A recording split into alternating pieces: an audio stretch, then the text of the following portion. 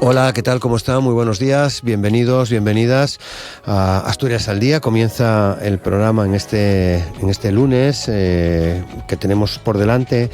Este lunes 13 de julio, ya saben, toda la mañana, o estaremos juntos buena parte de la mañana para comentar distintas cuestiones. Comenzamos hoy hablando de una exposición, Canteros del Sonido. De hecho, me acompaña en el estudio Manuel Paz, músico, investigador y coordinador de Canteros del Sonido, Chus Solís, que es artesano gaitero, y Fernando Oliva, que forma parte de Canteros del Sonido. Los hemos invitado porque hasta el día 8 de noviembre y desde el pasado día 3 de julio tenemos la oportunidad de acudir al Museo Arqueológico para ver una de las citas culturales y científicas más ambiciosas de este año. Hablamos de la exposición temporal Canteros del Sonido, una propuesta coordinada por la Asociación Amantigua bajo el comisariado de Manuel Paz, que rescata el patrimonio musical de la Asturias medieval y que va a permanecer abierta al público hasta el próximo 8 de noviembre. Un proyecto que ha movilizado a un equipo multidisciplinar de unas 120 personas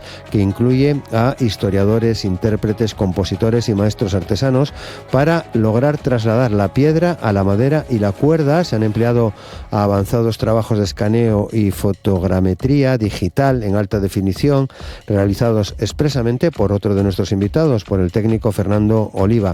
Esta exposición se inauguró el pasado día 3 y, como les digo, se podrá visitar hasta el próximo día 8 de noviembre. En cuestión de segundos saludamos a nuestros invitados en el día de hoy. Asturias al Día, con Roberto Pato. Y con Diego Fernández en la realización técnica. Saludamos a Manuel Paz. ¿Qué tal, Manuel? ¿Cómo estás? Buenos días. Buenos días. Muchas gracias por acercarte para comentar esto y más cosas seguramente que podrán salir en la conversación. Sí, pero bueno, contento, me imagino, ¿no? Sí, es una satisfacción grande ver un proyecto así que además va como avanzando, ¿no? Porque empezó en Gijón una apuesta de Gijón, del Ayuntamiento y del espacio museístico de la Campa Torres. Y después de ahí tuvo otros recorridos, pero ese punto de partida ya fue potente y parecía que, bueno, ya que tenía una envergadura, y sin embargo, pues ahí sigue creciendo, y ahora para esta exposición se añadieron nada menos que 5 instrumentos más. Vale, algunos creo que los tenemos sobre la mesa. Chus, ¿qué tal? ¿Cómo estás? Buenos días. Buenos días. Acércate al micro, por favor. Sí. ¿Qué tal? Bien. Bien, aquí estamos. Digo que vemos algunas de las cosas que... Sí, del nuevo proyecto. ¿Qué has hecho, no? Del nuevo proyecto. Sí, ya se había hecho otra gaita anterior a esta, pero esta de la Oliva, digamos que es especial. Vale, la de la Oliva es la que tengo aquí. Exacto. Es esta... Se puede ver en la iglesia de Villaviciosa, ¿no? Sí. La iglesia de la Oliva en Villaviciosa. Sí. Aquí empieza todo. Sí. Para este instrumento, sí. Para este instrumento. Sí. El matiz es importante. Hay un capitel ahí que es espectacular, cuya reproducción está a escala 1:1 en el museo, en esta exposición. Un trabajo de Fernando ahí de fotogrametría, después una impresión para que se pueda ver tal cual la escala real. Sí. Y en esa esquinita pues ahí hay un gaitero tocando un instrumento fascinante que ha reconstruido Chus. Fernando, vaya trabajo el tuyo también, ¿no? Pues sí, y muy bonito. Sí, ¿no? Muy bonito. Por decirte, el trabajo comienza localizando dónde está esa pieza del románico que contiene un instrumento. Como comentará Manuel, prácticamente lo único que nos ha quedado y nos ha llegado de la época de los instrumentos son lo que quedó representado en la piedra y en algún manuscrito. Entonces localizamos la pieza, en este caso la gaita de la Oliva, y lo primero que hago es el proceso que habíamos comentado, el de la fotogrametría, tan difícil de pronunciar. Es un sistema en el que, haciendo cientos, a veces miles de fotografías, luego con un proceso informático se calcula el modelo tridimensional. Entonces, una vez que tienes ese modelo tridimensional en el ordenador, tú ya puedes dedicarte con tiempo a observar e intentar recrear qué es lo que había ahí.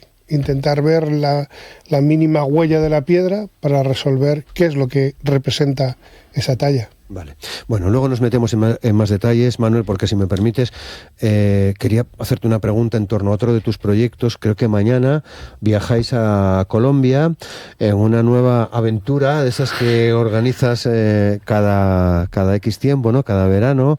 en la que se juntan un montón de jóvenes, músicos, intérpretes, y acudís a un país no solamente a tocar, sino a hacer otras labores. Lleváis años ya planteando este tipo de viajes, y mañana os vais a Colombia, ¿no? Nos echamos a Colombia, sí. Bueno, ¿todo bien? Entiendo ya todo más o menos atado, sí, ¿no? Es una cosa ahí que parece fácil, plantar una orquesta sinfónica ahí en Iberoamérica, en un país así, y pasar 15 días por ahí coordinando conciertos, alojamientos, desplazamientos y tal, pero bueno, estamos engrasados, ¿no? Hay gente muy potente en la OCAS. Y esto sí se puede hacer es porque hay una capacidad de organización interna engrasada, ¿no? Y bueno, da gusto ver gente tan joven con tantos recursos para echar a andar esto, que en orquestas profesionales tienen equipos de gente ahí, nosotros lo resolvemos internamente. Los hay que llegan y tocan, y vosotros hacéis de todo, ¿no? Claro, por supuesto. Además de tocar. Sí, damos clases y nos juntamos ahí con varias orquestas juveniles de tres de Medellín, del Eje Cafetero y de Bogotá, y hay varios conciertos importantes. Tenía mucha ilusión también de estos lugares extremos que nos gustan, bueno, extremos socialmente. En este caso, pues mira, vamos a actuar en una prisión que hay en Bogotá, que tienen un proyecto musical, y entonces cuadraba todo. Cuadraba, sí. Bueno, ya lo contaremos si quieres. Sí, cuando a la vuelta, sí, desde luego, a ver la experiencia, porque bueno, como digo, os vais mañana ya hacia Colombia, disfrutar del viaje, está claro, ¿no? Y tocar. Será intenso, sí. Intenso. Bueno, luego a la vuelta, si te parece, venís por aquí y comentamos cómo ha sido este año. Es Vínculos, proyecto sí, Vínculos. 2026, 21 años ya con ello. Que no son pocos. No. Bueno, pues vamos ahora al arqueológico, a meternos de lleno en esta exposición, que también, entiendo, ha tenido un trabajo previo muy potente. Decías que comenzaba en Gijón, pero esto ha ido creciendo y ahora nos encontramos con una exposición que va a estar abierta hasta el 8 de noviembre, que son muchas semanas, bueno, pues con una dimensión distinta a lo que se ha visto hasta ahora, ¿no? Sí. El verdadero punto de partida es Llanera. Vale. Cuando aparece ya con a mí me llega el libro de Tina Cuadriello con toda la relación de iconografías musicales de Asturias. Y yo digo, esto había que transformar esos instrumentos que están en piedra, volver a que recuperen el sonido, ¿no? Porque la piedra, como decimos ahí en la presentación, es muy vigorosa frente al tiempo y a las inclemencias y todo, pero no suena, y entonces habría que devolverles a su estado original, ¿no? Y el punto de partida, pues bueno, es el libro de Tina Cuadriello, y el primero que lo vio pues fue en este caso el Ayuntamiento de Llanera, con esa imagen maravillosa de la cabra tocando una rota, ese instrumento ahí, un alpa salterio que está tocando en la iglesia de Arlós, y ese fue el punto de partida. A partir de ahí pues ya surgieron otras ayudas del Principado y de otros ayuntamientos, y bueno, ha entrado, pues hay que nombrarlos a todos, ¿no? Pues el Ayuntamiento de Siero, el de Langreo también, y también de otras asociaciones como la Asociación de Federación de Asociaciones del Camino de Santiago, y ello y el esfuerzo de un montón de gente y tal, pues se cristaliza en una serie de instrumentos y de reproducciones que se exponen conjuntamente, ¿no? El público va a poder ver esa cabra tocando la rota. Si vas a Arlós es muy difícil de ver porque tienes que alejarte, y ahí lo vas a poder ver a un palmo, ¿no? Y después ver el instrumento construido debajo, pues maravilloso. Claro. Bueno, ayuda mucho, Fernando, la técnica, la tecnología ayuda también para esto. Sí, ha sido fundamental. Lo hace, no sé si más barato, pero te permite mucho. En principio lo hace posible. Lo hace posible. En principio, que ya es bastante. Lo hace posible porque, como dice Manuel, muchas de esas piezas están en unas situaciones, en unas posiciones muy difíciles de llegar. Entonces,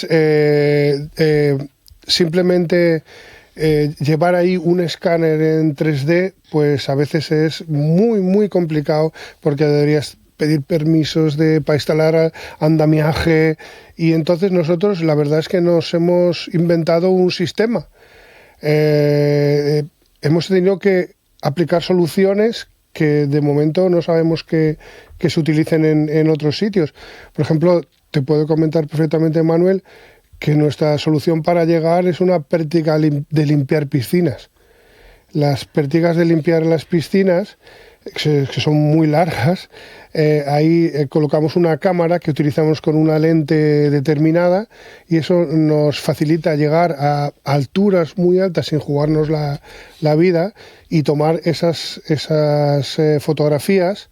Que bueno, el proceso que he hecho también es que he implementado el vídeo, que eso la fotogrametría se hacía, como te comentaba, haciendo miles de fotografías.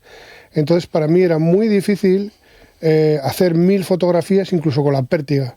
Entonces lo que hacemos es con una lente determinada grabar un vídeo en todas las posiciones posibles de recorrido en la pieza y luego sacar, como son 24 fotogramas por segundo, pues sacar un fotograma cada segundo, y con eso tenemos miles de fotografías de todas las posiciones para que el software, después de 6 horas de renderizado, pueda darte esa malla con una definición, calculamos, de 0,0402 milímetros, dependiendo de las piezas, pero bueno, una invernada dura ya se lleva 0,01 milímetros cada año. Que bueno, es esto que estoy tocando, ¿no? Es esta pieza que nos traes. Sí, esa es una escala muy pequeña. A escala muy pequeña. La del museo es a 1:1. Sí. Tiene 90 centímetros de ancho por 45-50 de alto y está a escala real. Todos los modelos están a escala real. Todos los modelos. Bueno, que no se imagine la gente saltando ahí con la pértiga para llegar arriba. Bueno, la pértiga es para no saltar. La pértiga eso también se llama optimización de recursos, ¿no? Sí, bueno, el sistema fue cosa de Fernando, es decir, normalmente ¿Cuántas vueltas le daría? Bueno, además había que optimizar. Pues esto. La primera vez que nos resultó tan difícil y tan peligroso, es decir, cómo subimos aquí arriba y cómo llegamos. Bueno, es muy gracioso que ya comentaremos ahora en Ujo.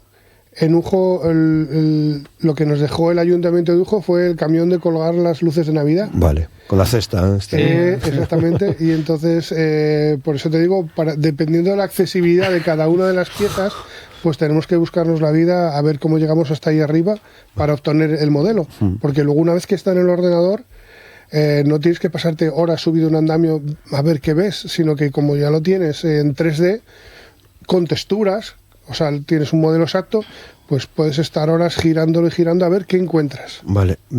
¿Tres más ejemplos?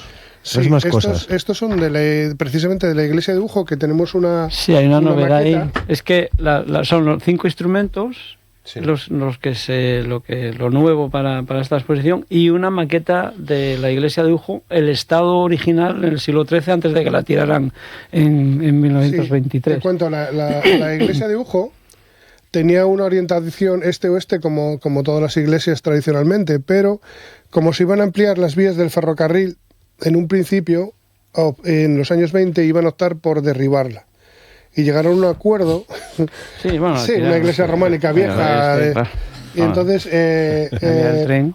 Años 20. Alguien de la empresa de Ulleras se acercó a Madrid y consiguió que la declararan bien histórico-artístico. Entonces, cuando llegó, ya habían derribado prácticamente toda la iglesia, habían guardado las piedras, menos mal, y solamente quedaba el ábside en su posición. Entonces, a nosotros se nos ocurrió que era un proyecto bonito reconstruir qué aspecto podría tener la iglesia originalmente, antes de que la giraran, porque después, con los efectos que tuvo, la giraron orientación norte y sur, quedando el pórtico orientación norte, con todas las inclemencias del tiempo que está acabando con la pieza. Y entonces lo que hicimos fue reconstruir el aspecto que podría tener la iglesia, pues eso, en sus primeros años de... Bueno, y esto tiene sentido porque en ese ábside apareció un instrumento, como lo encontró Fernando, sí, claro, ¿no? Entonces, pues... sí, eso fue curioso, porque fue justamente el día que dije yo, vamos a ver si podemos hacer esa reconstrucción de cómo era la iglesia. Pues el primer paso era hacer fotografías. Y entonces yo estaba haciendo fotografías de ese dibujo, y cuando llego al ábside, que es, como te digo, es el único trozo que está en el posición original, pues creí ver un instrumento ahí arriba en uno de los canecillos.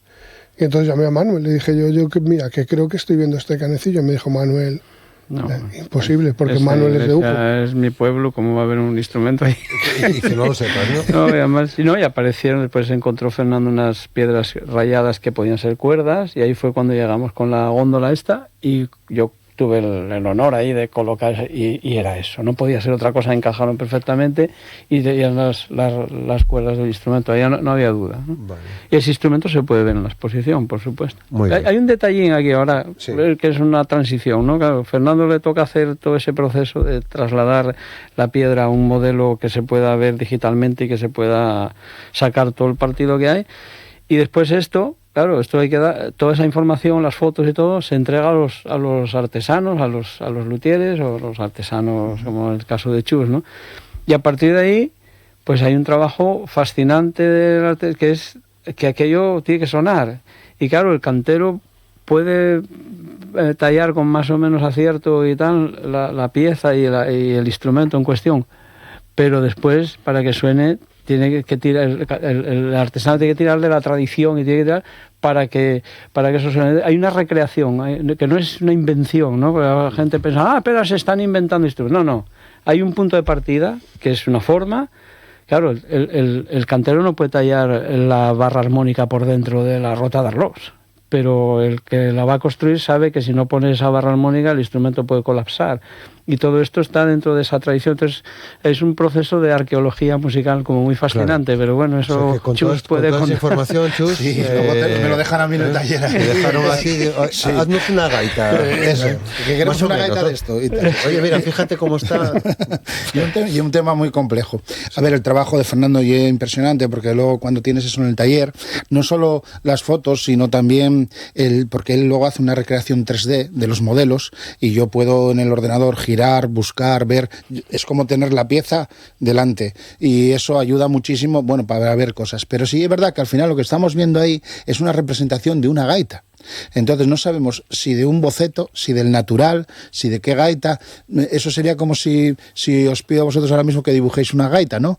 A ver sin verla o tomando el natural incluso, a ver qué podríais representar. Eso es una representación, no es un instrumento que yo pueda copiar. Entonces lo que hacemos son una recreación. A partir de ahí, pues intentamos, pues lo que dice Fernando, buscar elementos, cosas que nos den pistas.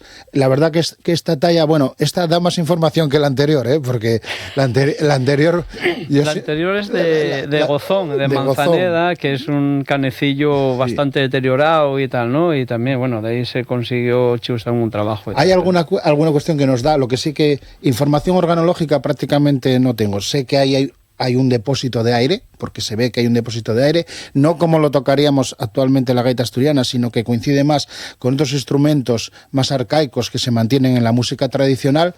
Y bueno, empezando, por resumir un poco, con el trabajo de la recreación 3D, luego hacemos una comparativa con lo que hay, con lo que pervivió, que coincida con lo que vemos en la piedra en otras culturas de gaita, y después tiramos de las fuentes históricas, de otras iconografías y de las teorías musicales que hay de la Edad Medieval. Al final todo eso pues nos va dando, claro, poco a poco la forma.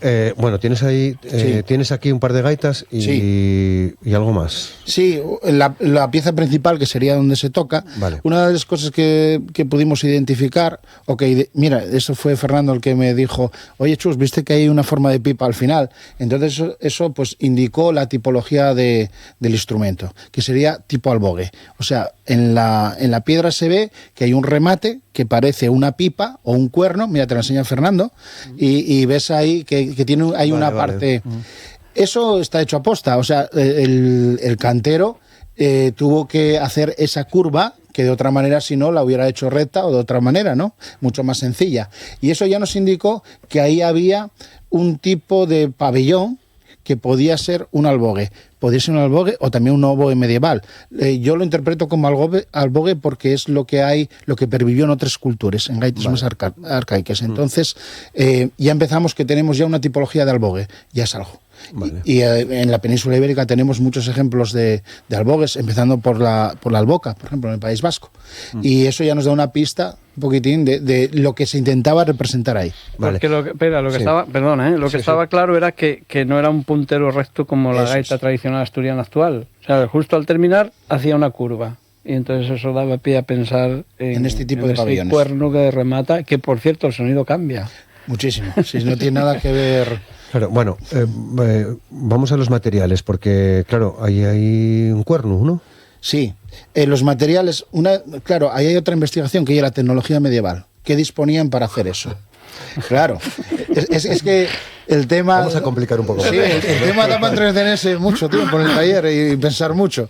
Y claro, tienes que entrar y pensar, ¿qué tenemos aquí? Lo primero, si fue un instrumento pastoril, pues utilizarían cosas que tienen a mano. Por ejemplo, el sabugo, que ya hay hueco, el hueso de un animal que fuera hueco. Con eso podrías hacer los tubos melódicos. Lo que pasa que aparece otra cosa en la piedra que nos da la pista o una hipótesis. Aquí estamos siempre en el terreno de las hipótesis.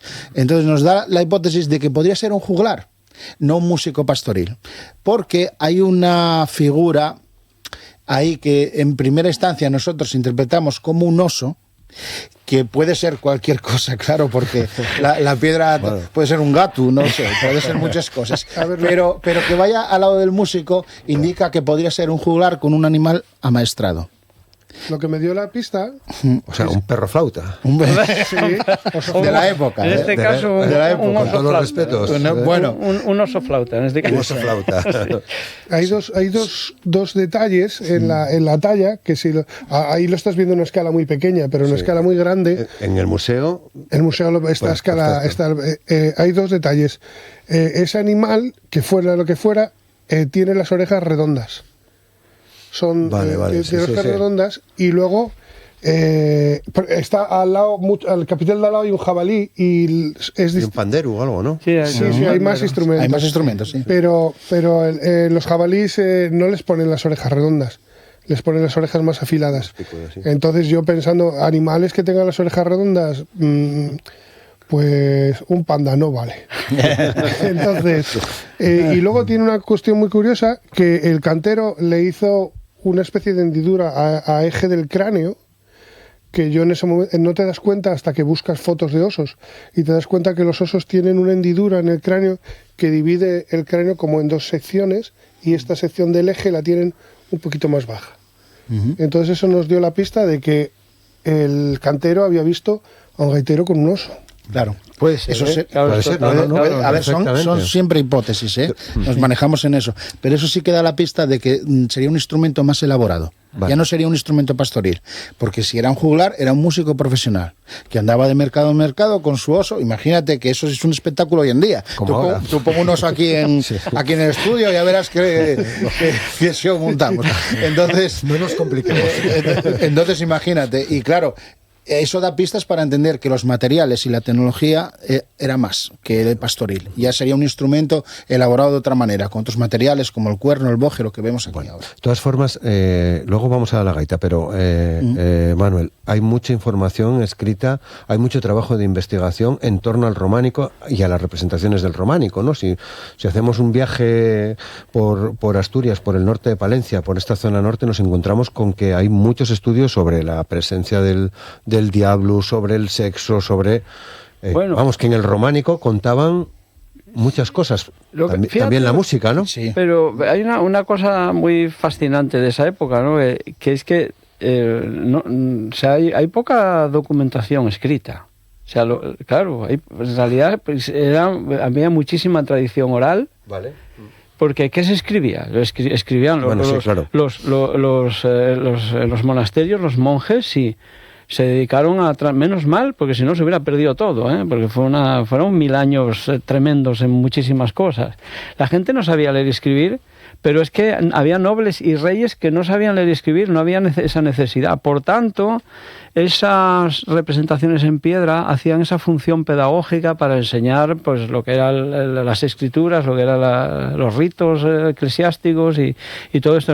Era una herramienta muy, muy eficaz para eso, porque la gente no como te digo, un rey, ¿no? ¿Para qué leer y escribir si no se manejaban documentos?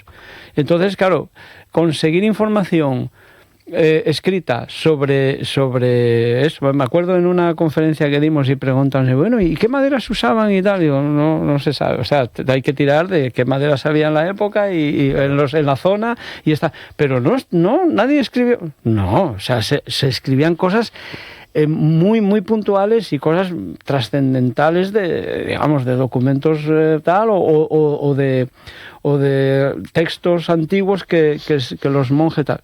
Pero para lo cotidiano, ponerse a describir, bueno, vamos, en absoluto. Había unos músicos también, ¿no? ¿Qué pasa? Que ahora con la información que tenemos, piedras que llevan ahí 700 años. Y que están a veces deterioradas y tal, y tienes que reinterpretarlas, y hay siempre un margen, o sea, esto siempre lo decimos. Claro. ¿Que puede haber otras interpretaciones? Por supuesto. Bueno. Que ahora coges este mismo capitel y se lo entregas a cinco artesanos diferentes, y uno lo hará así y otro lo hará así, y todas son válidas porque vamos, alguna de ellas sería, pero las opciones son muchísimas. Claro, porque en las gaitas que trajiste hay una que, bueno, explícanoslo tú. Si la puedes coger. Bueno, básicamente la diferencia entre ellas ahora mismo sería que una va con una vestimenta y la otra sin ella. Vale. El tema de la vestimenta era una cosa que yo tenía en duda, ¿no? Porque, por ejemplo, como esta vestimenta que vemos aquí, pues esta es de terciopelo y sería algo que, claro, y luego me di cuenta, revisando fuentes históricas, que esto no estaría a la disposición de un juglar. Posiblemente si llevara una vestimenta de este tipo de terciopelo, pues le cortara las manos por robarla, o, claro, esto estaba reservado a la nobleza. Nadie podía tener, y además esto costaba un potosí. Entonces nada, y al final optamos por dejar solo la piel, que sería una cosa válida, y además se mantiene en otras culturas de gaita antiguas. Piel de vaca, cabrito. Realmente yo interpreto lo que veo como una vejiga, que es otro tipo de instrumento, un odrecillo. Nos lleva al esmazcaraes. Sí, hay instrumentos de la tradición que mantienen esa forma, sobre todo por cómo se ve en la figura, cómo aprieta el reservorio de aire. Él aprieta con las muñecas, está como haciendo la presión con las muñecas. Hazlo si quieres, hazlo. Sí. Bueno, realmente sería con otro instrumento. Vale. Pero porque suenan, estas gaitas, Sí. Si queréis podemos probar un poquitín a ver cómo suena un poco. Si vas viendo cómo nos vas explicando, tienes que retirar un poco el micro hacia atrás. Bueno, por oír un poco cómo suena. Realmente yo ahora mismo tengo sujeta la gaita como sería en la forma tradicional asturiana, y él lo que hace es apretar con los antebrazos, con las muñecas. Para eso se necesitaría más la forma de vejiga que la que tengo aquí. Esto sería un cabrito, la piel enteriza de un cabrito, lo que vemos ahí en el fuelle. Y claro, es mucho más complicado de tocar. Para poder utilizar el sistema que él usa, la técnica que él usa, pues tendríamos que tener esa redondez que tiene la forma de vejiga. Con esto, bueno, vamos a ver cómo suena, ¿no? Por la curiosidad.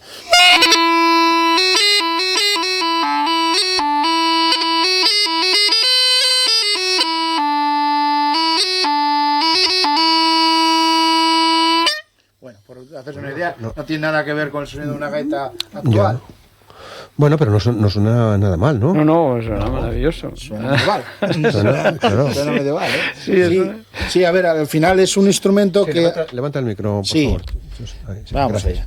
La diferencia principal con una gaita actual sería que utiliza una caña simple, no una doble. Entonces cambia mucho el sonido que produce. Es un sonido más dulce, como por ejemplo, digamos, como un clarinete. Solo tiene una lingüeta, entonces esta lingüeta es la que produce el sonido y da un sonido más dulce, más amable, más de cámara, digamos, ¿no? Y bueno, es una tipología totalmente distinta a lo que tenemos nosotros en la gaita. Posiblemente, claro que, vuelvo a decir, hay que moverse siempre en hipótesis, no podemos saber exactamente cómo eran las cosas. Tenemos que comparar con el resto de iconografía que tenemos. Todas las gaitas que aparecen así de esta tipología suelen carecer de roncón, sí que las hay de tubo doble. Empezamos con un tubo simple, porque, bueno, el día de la presentación empezamos ya hablando de que era un trabajo abierto, que todavía cabrían muchas más hipótesis y muchos más sistemas, y yo, bueno, ya se lo dije a Manuel, que tengo ganas de experimentar con más posibilidades que podrían dar estos instrumentos. Porque al final lo interesante del trabajo es que la piedra suene, ¿no? Claro. Y que ver ese paisaje sonoro que podría haber en la Asturias medieval. Entonces, a mí personalmente... Es evidente que lo había porque está en un montón de representaciones del románico. Y no solo en piedra, en los manuscritos, hablaba Manuel que escrito, efectivamente, hay muy poca información, aunque tenemos las cantigas, que las cantigas arrojan mucha información sobre los instrumentos, sobre los músicos. Pero es información visual. Están las imágenes, están está el pentagrama, porque ya eran 5 líneas, con la melodía de la cantiga en cuestión, solo la melodía, nada más. Y después está el texto para acomodar a esa música, el texto contando el milagro de Santa María en cuestión. Y las imágenes, además, no les pusieron debajo el nombre del instrumento. Ellos, ¿para qué? Entonces, no sabemos tampoco con exactitud. Algunos nombres sí que han llegado, otros no. Y después hay otro detalle fundamental en toda la Edad Media. O sea, es que no llegaron instrumentos originales. Así como en Egipto, que es de hace 3.000 años, llegaron cientos, porque tenían una sana costumbre de enterrarse con ellos en un clima que lo conserva todo además, y entonces ahí casi que los puedes tocar, ¿no? Pero en la Edad Media quedan que no llega a media docena de instrumentos o fragmentos de 1.000 años, o sea, ahí está la cítola del British Museum, hay unas flautas aquí en la zona ibérica, en España, de hueso y tal, y después fragmentos por ahí en Alemania de tal, y que no queda más. O sea, que ahora cuando estaba hablando de Chus, de la pajuela, o sea, la lengüeta. La lengüeta. Claro, en la gaita actual es una lengüeta doble que suena mucho más, tiene mucha más potencia y tal, ¿no? Se supone que en esa época tienes que lucubrar, ¿no? Porque el cantero tampoco puede tallar. Lo que pasa es que hay una evolución técnica. Claro. Entonces, por ejemplo, las lengüetas estas simples tienen el problema de que se paran con facilidad. Cuando toco, si aprieto un poco más de la cuenta, suelen hacer ahí como colapsar y entonces no funciona. Una cosa que yo creo, claro, volvemos a lo mismo, hipótesis, que fue evolucionando fue que al final, al añadir el bordón, se dejó la lengüeta simple para el bordón, como es la configuración actual, y la doble para lo que sería el tubo melódico, donde haríamos la melodía. Y así no colapsaba, el roncón tenía un sonido estable, redondo, como esta gaita, ¿no? Que suena un poco a roncón y tal, y luego dejaron el doble para lo que sería el tubo melódico. Puede ser. Vale. Puede ser. Bueno, sabemos que hay piel de cabrito, que hay cuerno de vaca, entiendo, o de torete, ¿no? Sí. ¿Y la madera? Boj. El tema de los materiales, pues claro, tienes que ponerte en la época también. Bueno, pero eso no es una mala elección, ¿no? No. Se supone que había aquí boj. Sí, lo que pasa es que determinado por la hipótesis del juglar. Si fuera un instrumento pastoril, no tendrían la tecnología para taladrar, para hacer los agujeros. Tendría que ser, pues eso. Sí, como hay muchos instrumentos en la tradición asturiana. ¿Quién no hizo una siblata, exacto. Claro, si fuera un instrumento pastoril, tendría que ir a esos materiales, ¿no? Y a lo mejor las mismas cañas de sabugu y posiblemente de carrizo, porque hay otra cosa, la caña musical, el arundo donas, no existe todavía en la península ibérica. Tenemos especies autóctonas como el carrizo, pero no tenemos la caña musical, con lo que se fabrican las cañas actualmente. Entonces tendríamos que trabajar con esos elementos. Al ser un instrumento de juglar, sí parece lógico que fuera a un tornero, que sí existe la tecnología en la época del torno de ballesta. De hecho, la vajilla, los platos se hacían de madera y existen artesanos que hacen eso, que pueden fabricar un instrumento por encargo, por ejemplo, de un juglar y utilizar otro tipo de maderas. También existe el taladro de bomba o taladro también de ballesta y pueden hacer, digamos, unos taladros con bastante precisión. Entonces, ahí, bueno, con esa hipótesis puedo poner un poco de base y decir, puedo fabricar un instrumento de madera de boje. Vale. ¿Y el agujero es cónico o cilíndrico? Pues el agujero, empecé con un agujero cilíndrico, porque parece ser la tipología de estos instrumentos, pero tenía problemas con los registros, no me sonaba bien. Entonces fui un poco a revisar lo que sería el utillaje medieval. Y en el utillaje medieval tienen que me di cuenta de casualidad, la verdad. O sea, al final estás en ello y al final pues empiezas a atar cabos, ¿no? ¿Esto por qué sonaba así? La broca de cuchara, que era con lo que taladraban, sería una especie de cuchara pues muy estrecha que entra y sale para hacer la perforación del interior del puntero. Cuando entran y salen, con esa herramienta siempre bombea un poco, digamos, tiene un poco de inercia y hace que la parte final sea un poco abocinada. Claro. En el momento que abrí el tubo y hice la bocina, sonó. Claro, claro, son tantas cosas las que tienes que tener en cuenta, ¿no? Y de hecho todavía sigo con la idea abierta de fabricar instrumentos, seguir con la línea, porque de momento solo exploré lo que sería un solo tubo melódico, pero lo que se ve en la representación parece un tubo doble por cómo tiene puestas las manos, porque parece que está tapando.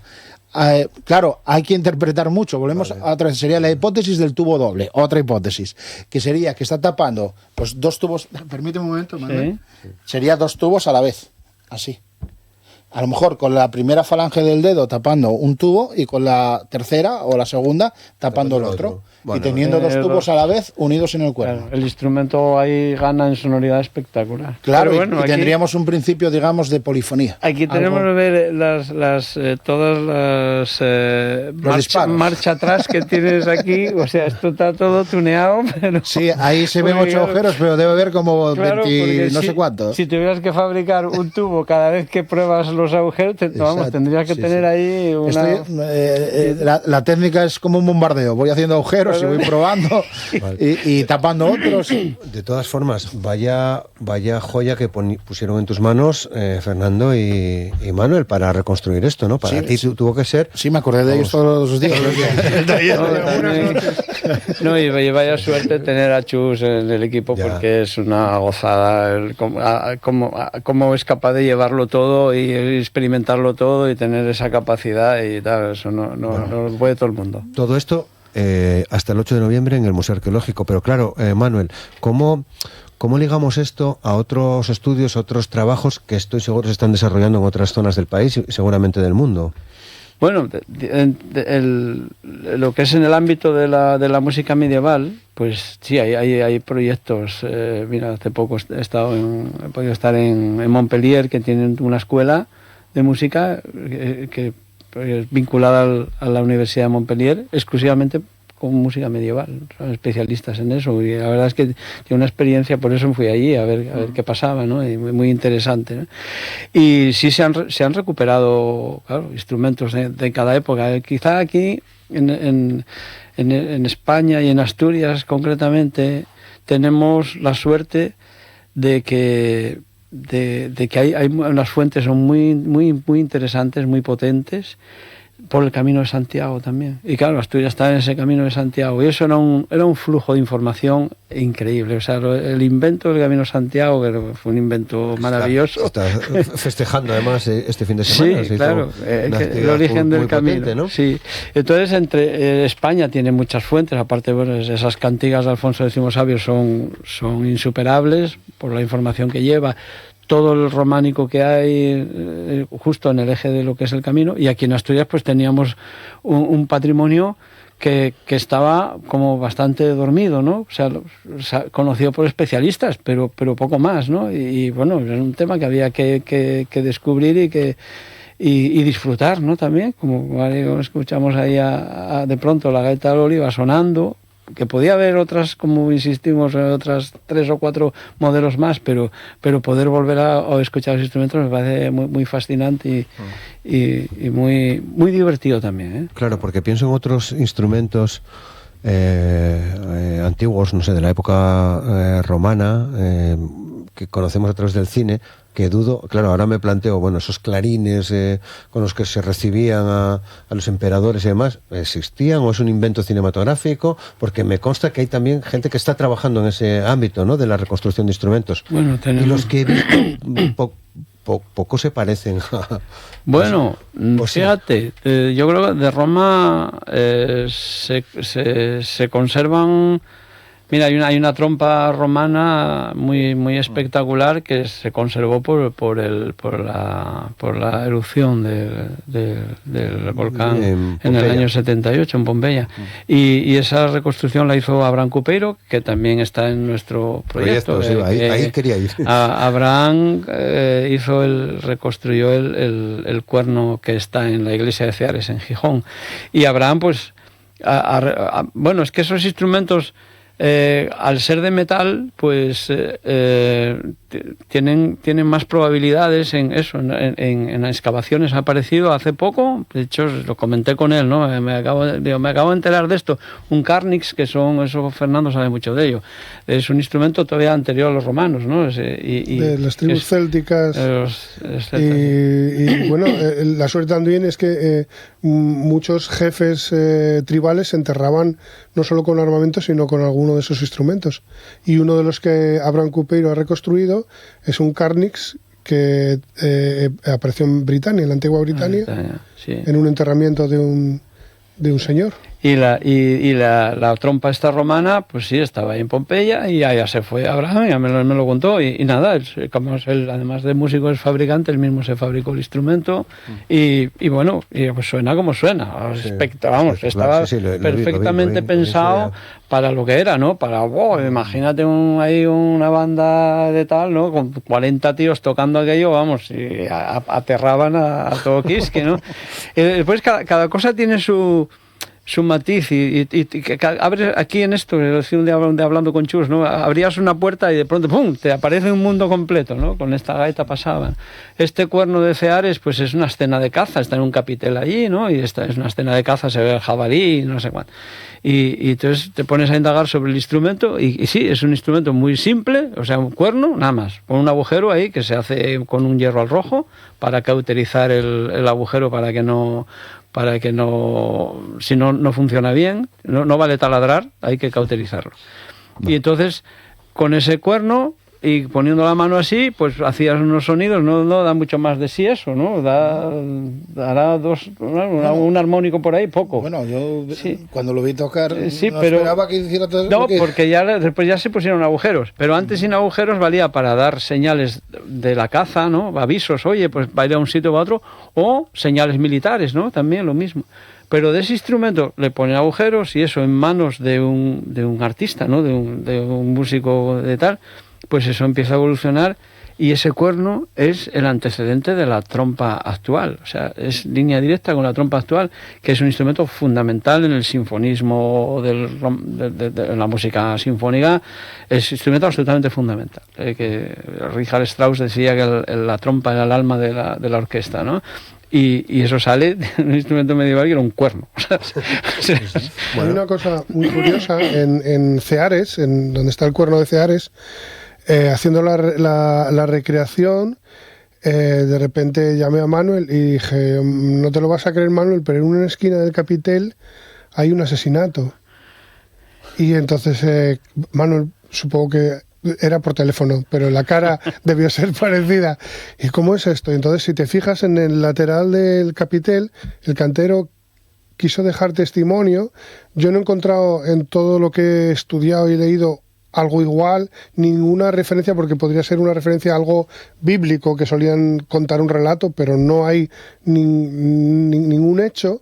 Y entonces, si te fijas en el lateral izquierdo del capitel, hay un personaje que lleva colgado en el cuello algo de caza, puede ser un venado o lo que fuera, y el que está justo detrás de él le está clavando la espada por la espalda, y el cantero hizo una grieta en la espalda y metió varios centímetros o sea, como dejando claro, dejó ahí testimonio de yo vi que este tío... Que pasó algo. Ahí pasó algo. Y que entonces ahí ya es el salseo del románico y tienes ahí cómo está representado un asesinato. Bueno, nada descartable, ¿no? No, si está hecho en la piedra, algo pasó. Todo es posible. Todo es posible, ¿no? Otra cosa que es bueno, hay muchos enigmas, es qué música se tocaba, ¿no? Porque la música se empezó a escribir la música religiosa, la ritual, ¿no? El canto gregoriano. Primero con unos neumas, ¿no? unos signos, después ya se ponen los pentagramas, así da la referencia sobre la altura que tenía cada nota y tal, y es el nacimiento de la escritura musical. ¿Qué pasa? Que toda esa música de esos juglares y todo tal, pues eso se tocaba, el músico lo aprendía, lo tocaba por ahí, el juglar lo tocaba, el trovador lo componía, ¿no? El trovador, esa figura más creativa, más tal, aunque los juglares también tenían que componer su música y esto, ¿no? Y hay un momento en el que, sobre todo en ese mundo del trovador más creativo, más tal, hay esa necesidad de pensar en dejarlo por escrito, porque que se va, o sea, la tradición oral que tiene, ¿no? Claro. Y entonces, claro, tiran de los elementos que hay, ¿no? Que es esa escritura que se utilizaba para la música religiosa. Y ahí se empieza a escribir, y las cantigas de Alfonso X Sabio están escritas de ahí. De hecho, el Alfonso X Sabio introduce determinados elementos para precisar la escritura, para afinar en lo que él quería, digamos, y esos elementos trascienden con el Camino de Santiago, acaban en toda Europa. O sea, es un elemento, ahí hay un toma y daca, ¿no? Pero es un mundo como muy... Es otro tema muy interesante del proyecto, que una vez que tienes el instrumento y suena, vamos a ver qué podemos hacer con él. Porque claro, hay que ponerse en el contexto que acaba de decir Manu, en el contexto histórico. Lo único que sabemos es la teoría hexacordal, no sabemos mucho más de cómo podían ser los instrumentos. Y claro, la teoría hexacordal de 6 notas no tiene nada que ver con las escalas modernas, ni modales, ni tonales, ni nada. Hay que ponerse en esa situación y ver qué recursos tiene el instrumento, que tocando con él ya encontramos alguna cosa como los picados esos y tal. Bueno, aquí él compuso una pieza... bueno, nada, pero pero fue experimentar. Yo creo que debería tocarla, ¿no? O sea, si la tienes, eso es cosa tuya. Si queréis toco un poco. Sí, porque es increíble de ese instrumento, como, bueno, es que cuando inauguramos la exposición vino J. Martínez con el grupo, el Ensemble Alfonsí, estuvieron hablando y tal, y quedaron impresionados de la capacidad polifónica que tiene. Bueno, son técnicas que se siguen empleando en la gaita asturiana, que nosotros llamamos picados. De hecho, hay una técnica asturiana que se llama formigueo, que consiste en levantar muy poco los dedos y entonces haces como prácticamente 2 notas a la vez, suena. Y entonces, sí, algo así. La cuestión fue en el taller, cuando estaba ahí todo, porque claro, la cosa empezó en diciembre y fueron muchas horas de taller, y bueno, como para meterme yo en ambiente, pues ponía música medieval, al final ya me salían hasta canciones. Entonces, entonces al final salió alguna cosa. Vamos a coger esto un poco y bajar abajo.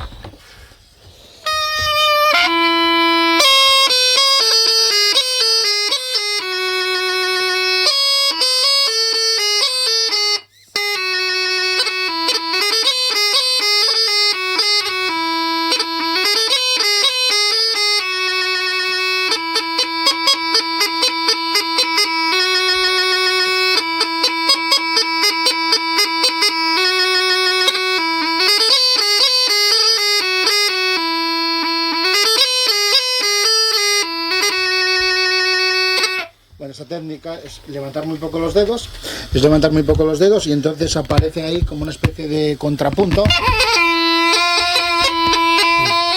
Bueno, creo que se... Sí, no, hazlo otra vez, porque...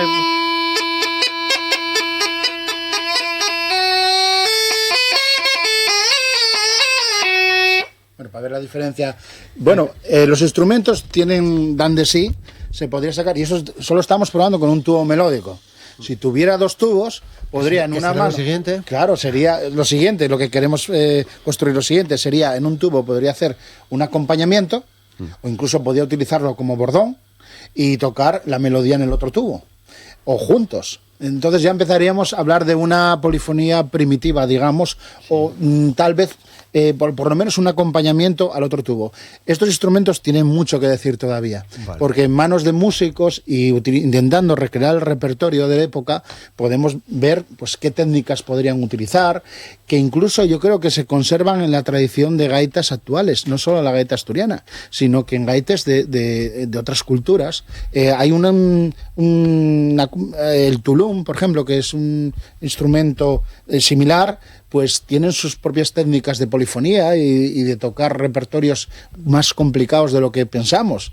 Entonces, bueno, ese es otro campo muy interesante. Muy bien. Bueno, estamos ya a punto de llegar al final. Un par de cosas, Manuel. Sí, hay un tema importante. Vamos a él. Sí. Es que a partir de esta misma semana, durante el mes de julio y todo el mes de septiembre, los miércoles y jueves, en el propio museo, la entrada de la exposición, va a haber un taller de policromía en el que estará Fernando, estará Víctor San Irazu, que es el encargado de hacer las policromías de los capiteles y todo esto, y entonces eso se va a hacer de cara al público. O sea, que el público puede ir ahí entre las 10 de la mañana y las 2 de las 11, de 11 a 2, y entonces van a estar ahí trabajando y se va a poder atender al público, lo van a poder ver ahí en directo. Vale. Dices todos los miércoles de julio y agosto. Miércoles, jueves de julio y septiembre. Julio y septiembre de 11 a 2 y a las horas a las 12 y a la 1 habrá una visita guiada también. Vale, perfecto. La exposición abierta hasta el 8 de noviembre, sí, para ver todo esto que hemos contado en este programa. Entrada libre en el Museo Arqueológico, pero también tenéis una sede que es la Casa de los Alberti en Ciaño. Sí, eso es un acuerdo que hemos tenido con el Ayuntamiento de Langreo, o sea que siempre que la exposición no esté itinerando, como es el caso ahora, vuelve a la Casa de los Alberti de Ciaño, no como almacén, sino como exposición, o sea, que será visitable allí después de que termine su exposición en Oviedo. Bueno, y podemos recomendar también una visita, entiendo yo, al románico asturiano, buscando esos instrumentos para luego verlos en la exposición. Hombre, pues, o intentar localizarlos, ¿no? Esto de la Oliva está cerca ahí en Villaviciosa. Una gincana románica. Una gincana románica. Pues, sí. Pasando por Ujo. Ujo y Muciares, Ciaño. La gaita de Manzaneda en Gozón, después, en Amandi, en Villaviciosa también. Es que lo de Villaviciosa es un románico, lo de Villaviciosa, ¿no? Sí, exactamente. Sí, nunca mejor dicho. Arlos en Llanera, sí, la verdad es que hay ahí un patrimonio maravilloso para disfrutarlo. Muy bien, bueno, feliz viaje, Manuel, que vaya todo bien, ya nos contarás el resultado. Y seguiremos hablando de este proyecto Canteros del Sonido hasta el 8 de noviembre en el Arqueológico en Oviedo. Chus Solís, muchas gracias. La próxima vez ya vienes con 2 tubos. Con 2 tubos. Y el oso. Y el oso, si puede ser también. Muchas gracias. No sé si va a querer venir el oso. Bueno. Y Fernando Oliva, muchas gracias por tus explicaciones y seguro que también nos puedes ir contando muchas más cosas gracias a ese trabajo que estás haciendo con la pértiga de la piscina, sí, ¿no? Van apareciendo cosas. Van apareciendo cosas. Muchas gracias. Suerte. Muchas gracias a todos. Gracias. Gracias.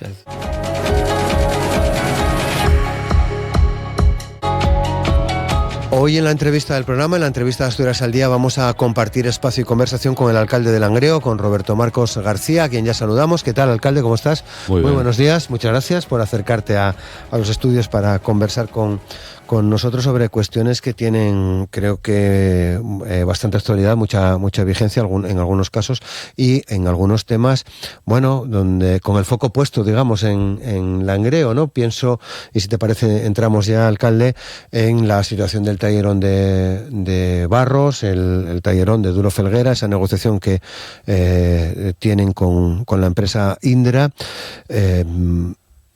Luego entramos en más detalles, alcalde, pero para Langreo, para la cuenca del Nalón, para Asturias, sería fundamental que se desarrolle este proyecto ahí.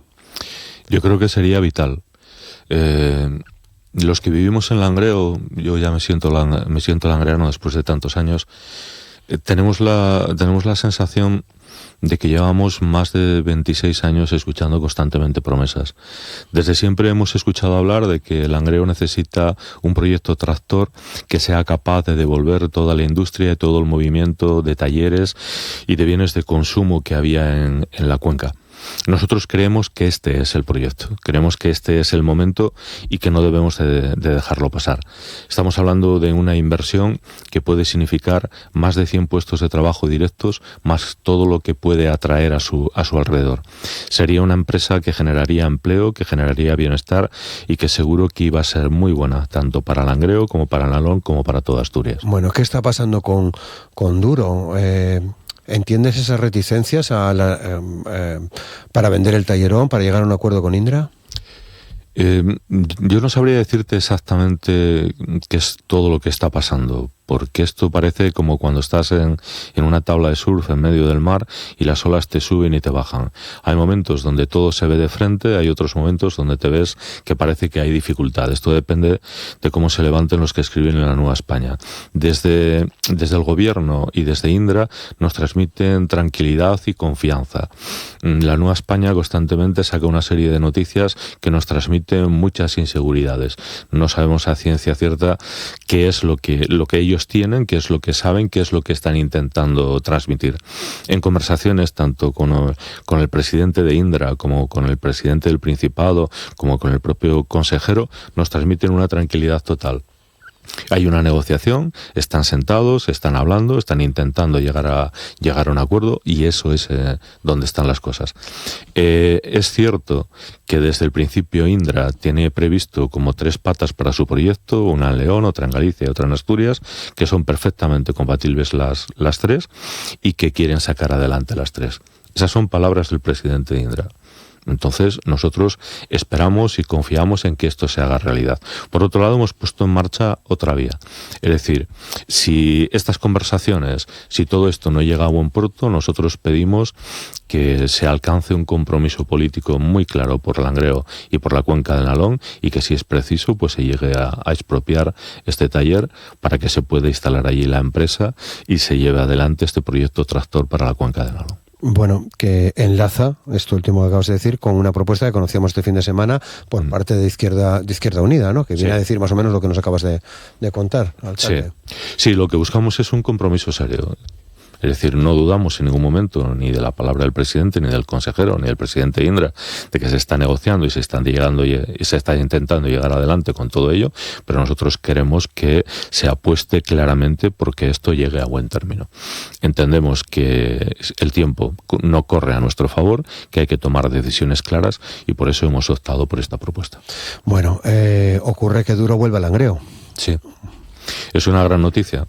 Es una gran noticia para nosotros que Duro recupere sus raíces, porque además Duro tiene un montón de activos pasivos ahora mismo en Langreo. Tiene terrenos que no se les está dando uso, tiene edificios que no se les está dando uso y quizás su presencia allí pueda hacer que todo esto pues se renueve y se pueda poner en marcha. A ver si su presencia puede hacer que vuelvan inversiones y que traigan empresas. A veces la gente piensa que las empresas son como las palomas, que tú tiras un poco de pan en un parque y se llena el parque de ellas. Conseguir traer una empresa conlleva muchas negociaciones, sentarse, hablar, ver mucho y al final hay muchas que cuando ya crees que está ya dispuesta a venir, suceden imprevistos y se van para otro sitio donde les es más rentable o más beneficioso o el propio proyecto de la empresa se viene abajo.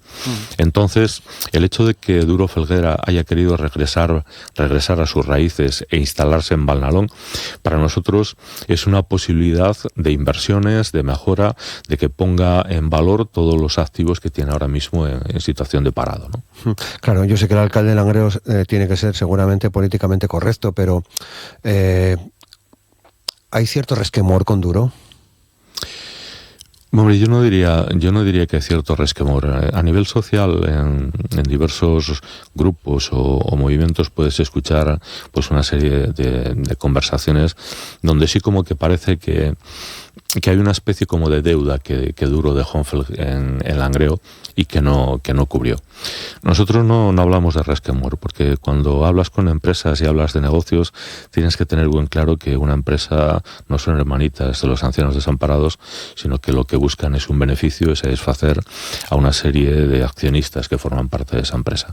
Entendemos lo que es el movimiento del capital y cuál es su dinámica de actuación.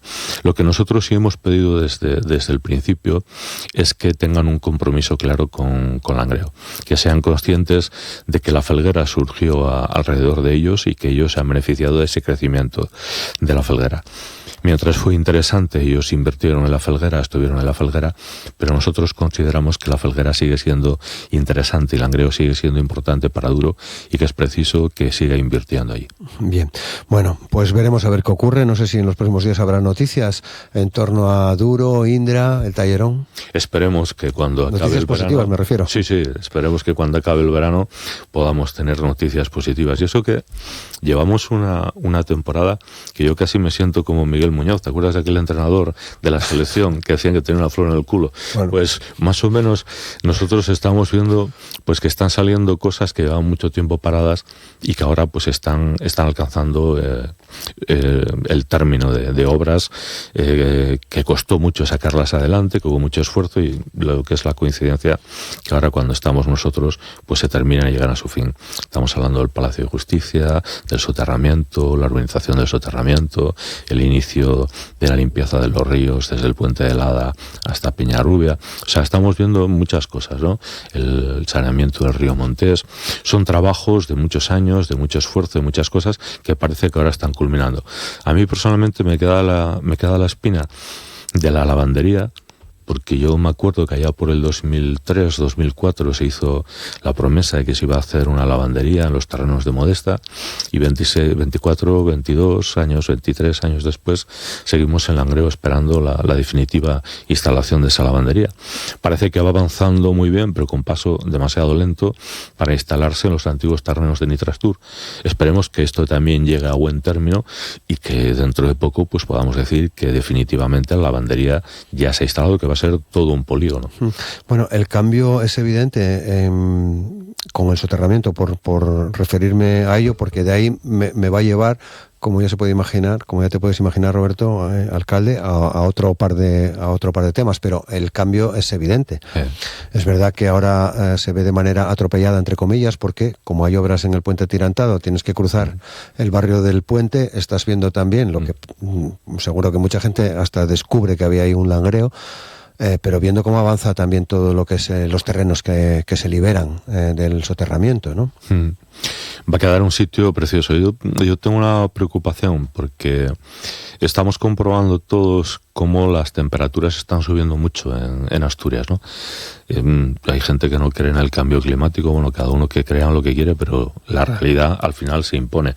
Y las temperaturas que estamos teniendo este verano no son nada normales en Asturias. Necesitamos tener dentro de la ciudad de Langreo, y lo llevamos diciendo desde que entramos en el gobierno, necesitamos tener lugares de refresco. Es preciso tener más sombras, tener espacios donde los ciudadanos puedan verse aliviados de las excesivas temperaturas que estamos teniendo. Y yo pensaba que este soterramiento pues nos iba a dejar una zona donde pudiera haber árboles, con sombras, con paseos. Pues tenemos un problema, que hay muy poca distancia en el techo del túnel y no podemos plantar árboles. Tenemos que ver cómo podemos hacerlo para que esa zona pues no sea un tostaeru donde la gente vaya a ponerse morena y a sudar, sino que sea un sitio agradable para poder sentarse y poder refrescarse. A ver qué es lo que podemos hacer, porque dicen que tampoco puede aguantar excesivo peso toda esa llosa. Vamos a ver qué solución encontramos, porque sería un lugar extraordinario para el refrescarse, para el paseo, para los diálogos amables y afables entre los vecinos. Vale. En el puente, ¿cómo están las cosas con los vecinos precisamente del puente? Bueno, pues los vecinos, yo veo que algunos siguen teniendo dudas. Nosotros Yo al menos personalmente lo he repetido por activa y por pasiva. No se va a echar a nadie a la fuerza de sus casas, no se va a tener la fotografía de arrancar a nadie de su vivienda. No voy a consentir que se dé esa fotografía.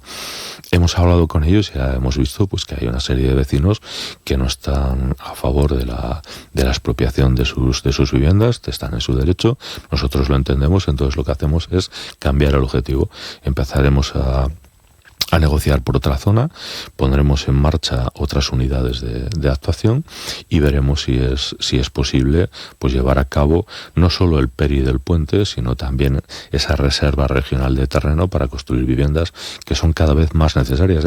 En el Langreo se está vendiendo todo, absolutamente todo. Hemos tenido un boom de crecimiento pero muy, muy grande. Y además un crecimiento muy bonito, ¿no? Porque es gente de otras provincias, de Asturias, de España, que quiere venir a vivir a Langreo, porque está en el centro de Asturias, porque tienes de todo, porque es muy accesible, eso que tenemos bastantes problemas con las comunicaciones con Gijón, sobre todo con el tema de los autobuses. Son constantes las críticas por parte de los usuarios de este servicio, de la falta de horarios, de que les dejan en tierra. Llevamos ya unos cuantos años reclamando que se ponga en marcha un sistema que permita que los trabajadores o los que quieren venir a disfrutar de esta playa que tenemos en Gijón pues puedan hacerlo sin verse obligados a tener que estar esperando al siguiente autobús porque no hay sitio, ¿no? Pero volviendo a ello, Langreo está siendo un concejo muy acogedor, muy abierto. Hombre, todos conocemos la historia de Langreo, ¿no? Langreo se creó con una llegada masiva de hombres y mujeres que vinieron del sur de España y de otras provincias buscando trabajo. Ahora mismo, pues muchos de ellos lo que buscan es ese mejor clima, esos buenos precios, esa buena comunicación. Tienes la montaña al lado, tienes la playa al lado, tienes la capital al lado, tienes un AVE que te traslada perfectamente a cualquier sitio. La verdad que Langreo tiene un crecimiento constante de población, no es muy desmesurado, pero es un crecimiento que nos está haciendo ver que vamos a necesitar vivienda. Bien. Sin irnos del puente, entiendo que las jornadas que habéis hecho con los vecinos, con expertos en la materia, de cara a esa regeneración urbana de ese barrio, han ido bien. Han dado muy buen resultado. Yo al menos he quedado satisfecho porque hemos hablado con tranquilidad con los vecinos. Ya sabes que estuvieron ahí encerrados en el ayuntamiento 60 días. Y hemos hablado con tranquilidad, hemos expuesto, aquí no se trata ni de engañar a nadie ni de convencer a nadie. Ellos tienen muy claro que no quieren dejar sus casas y se va a respetar totalmente su voluntad, sin ningún problema. Además se les ha dicho. Transmitirles la tranquilidad, ellos no tienen se sienten intranquilos porque ellos quieren que se les asegure que nunca es una palabra muy grande y nosotros no podemos comprometernos más allá de mayo del 2027. No sabemos lo que va a pasar mañana. Entonces, ¿cómo vamos a comprometer nuestra palabra para que siempre van a poder estar ahí? No sabemos qué partido gobernará, qué intereses habrá después. No sabemos cómo funcionan las cosas. Lo único que podemos decir es que hoy y mañana nosotros nos comprometemos a que ellos van a seguir viviendo allí. Lo que pase pasado mañana no depende de nosotros. Bueno, están reclamando soluciones para aliviar el tráfico en Sama, en la capital del concejo de Langreo, motivados esos problemas por las obras del puente atirantado del corredor del Nalón. Hay una parte que atraviesa directamente el puente. Uh-huh. Directamente entra por el puente. Es que es un triple castigo lo que está sufriendo esta gente. Todos los años de soterramiento que han llevado, más la carretera que se les ha desgastado totalmente y degenerado, con unos baches que no se han arreglado en los 16 años que ha durado la obra del soterramiento. Y ahora pues ya para rematar, cuando parece que todo se está poniendo bonito y que se va a arreglar, pues les toca tener que sufrir ese flujo constante de camiones y de vehículos. Se están buscando soluciones que yo creo que están muy bien planteadas por parte de los técnicos. De hecho, estos últimos días se está viendo que el tráfico fluye con una mayor celeridad y la única opción que nos queda y que nos parece lo más viable es que todas aquellas personas que se dirijan a partir de Ciaño para arriba, es decir, para el concejo de San Martín, el concejo de La Viana, sobre Escobio o Caso, pues lo más lógico es que tengan que utilizar Vimenes. No es mucho más tiempo el que pierdes, no es mucho más tiempo, son unos cuantos kilómetros más, pero en tiempo se traduce en muy poco. Sí es cierto que hay una serie de vehículos que utilizan constantemente el transporte desde Valnalón hasta Ciaño o la entrada del Entrego, que claro, el hacerlos ir por Vimenes supone un gasto y una inversión muy grande, y eso es de momento pues es lo que el tráfico que se está manteniendo, con lo mismo que los autobuses urbanos. Bien, no quiero que se me pase hablar de Talleres del Conde, porque este próximo fin de semana, es la ansiada inauguración de ese espacio, que ha llevado lo suyo también. El alcalde ha llevado sus cuantos años, ¿no? En fin, todo ese proyecto. Más de 20. Más de 20 años. ¿Te acuerdas de la imagen del alcalde esa rompiendo? Me acuerdo perfectamente. Sí, porque nos tocó vivirla. Esa y de otras, claro. Y de otras, sí. Pues te puedo decir que el otro día teníamos una reunión con movimientos sociales y con grupos, con asociaciones culturales, ¿no? Me decía que tenía muchas ganas de reunirme con ellos y de hablar con ellos, porque creo que es una gran posibilidad la que se nos está dando ahora. Talleres del Conde puede ser un gran proyecto que lleve a cabo una dinamización cultural, artística, gastronómica, de pintura, de arte, de todo lo que te plantees. Hay espacio para hacer muchísimas cosas y para que trabajen mucha gente. Si somos capaces de coordinarnos, de trabajar juntos, de poner lo mejor de nosotros, creo que Talleres del Conde va a ser un proyecto muy esperanzador y que va a crear un gran movimiento a su alrededor. Estoy convencido que hemos acertado de lleno con la persona que hemos escogido como comisario de la exposición, porque le he escuchado hablar en diversas ocasiones con grupos, con movimientos culturales o asociativos, y he visto que tiene gancho. Tiene gancho para enlazar a la gente, para motivarlos, para unar voluntades, para desarrollar proyectos. Va a ser un gran proyecto y nos va a salir muy bien. Nos va a salir muy bien porque hay mucha gente que tiene ganas, hay mucha gente que quiere implicarse y hay mucha gente que está dispuesta a apostar por Talleres del Conde. ¿Presupuestariamente? Presupuestariamente también. Hemos hecho un esfuerzo importante este año destinando una gran cantidad de dinero a Talleres del Conde y tendremos que seguir haciéndolo. Tenemos que seguir haciéndolo. Es que en esta vida no hay nada que no cueste dinero, todo cuesta dinero. Y al final lo que no podemos consentir es que los proyectos importantes o interesantes o que pueden desarrollar economía y desarrollar vida en nuestro concejo por falta de inversión se pierdan. Tendremos que ser imaginativos y buscar el dinero o inversiones de donde que haga falta para que este proyecto salga adelante. Claro, yo sé que el alcalde de Langreo conoce perfectamente el impacto de la industria cultural. Sí. Hay que tenerlo quizás más en cuenta. Bastante más en cuenta, pero bastante más en cuenta. Duele mucho cuando la gente te recuerda que en la década de los 60 Langreo fue reconocido como la milla cultural de Europa, ¿no? Duele mucho el que ese reconocimiento se haya perdido. Yo creo también que en parte se ha perdido porque la crisis del 2008 fue un auténtico desastre para la mayoría de las asociaciones, de los movimientos culturales, de los grupos y de todo. Conllevó el cierre de muchas iniciativas y el tener que trabajar de otra manera muy distinta, ¿no? El otro día lo estábamos hablando con los movimientos sociales y culturales, la gran pérdida de financiadores que el mundo de la cultura ha perdido. Hemos perdido muchos financiadores. Ahora estamos reducidos a un par de bancos y a un par de iniciativas privadas. No tenemos mucho más donde poner las manos. Y sería muy interesante ser capaces de poder recuperar estos compromisos y estar cerca del mundo económico, del mundo de la cultura. La cultura lo empapa todo en nuestra vida. Absolutamente todo. Y vemos que donde se desarrolla la cultura, se desarrollan, por un lado, comportamientos más cívicos, reconocimiento y cuidado de la naturaleza, preocupación por las personas más necesitadas o más débiles dentro de la sociedad. Por eso es muy importante y fundamental poner en marcha la cultura y tener un gran movimiento cultural vivo y dinámico. Bien, hablabas del comisario, es Aarón Zapico, de forma antigua, pero todo parece que arranca con bastante buen pie, porque además Ana Cachafeiro, que trabaja en Llana Publicidad, Díaz, es diseñadora, ha sido galardonada por el diseño que ha hecho para Talleres del Conde, ¿no? Pues es lo que te comentaba. Resulta que nos ponemos a hacer una serie de murales para que den belleza y embellecer pequeños lugares de nuestro concejo, y uno de ellos gana un premio internacional. Hacemos un diseño para Talleres del Conde, el logotipo, y gana otro premio.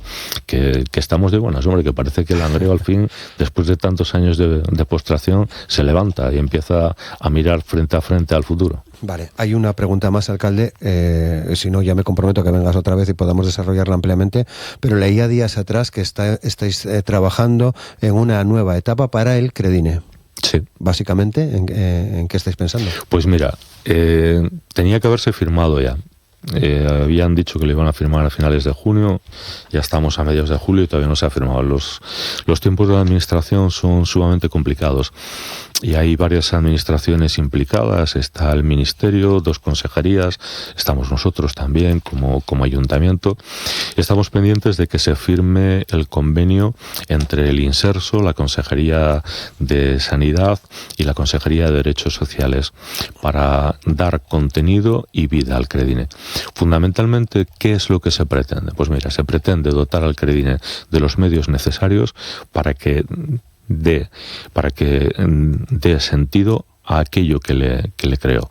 ¿Qué fue lo que le creó? Lo que le creó fue un compromiso de trabajar por las personas con discapacidad, buscando la autonomía y la independencia en su vida. Y eso es en lo que se pretende trabajar ahora.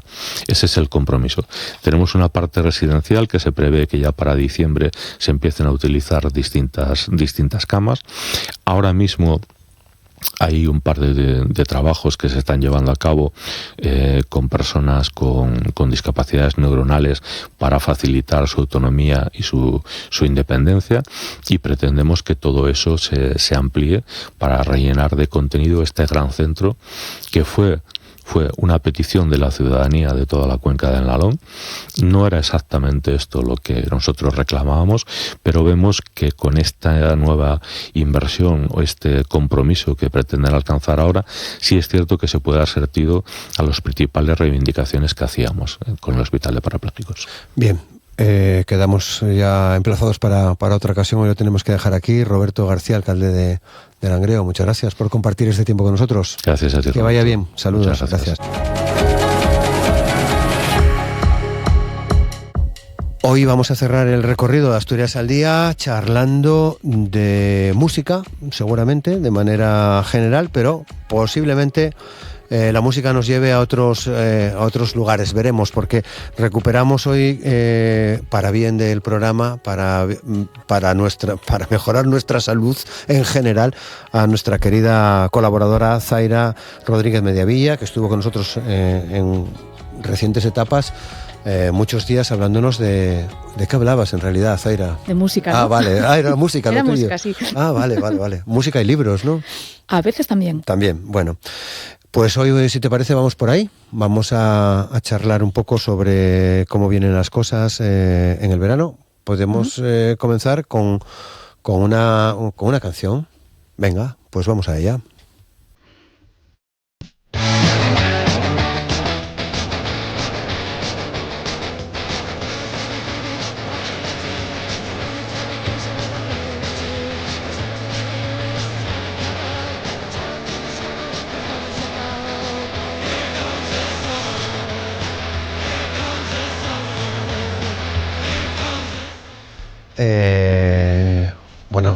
Llega el verano, ¿no? ¿Ya llegó? Esta canción es mítica. Hombre, es que eso, llega el verano, no, ya llegó, ya está aquí. Ahí creo que una edición del 30 aniversario de este disco. Sí. Sí, lo cogí el otro día, pero no lo tenía.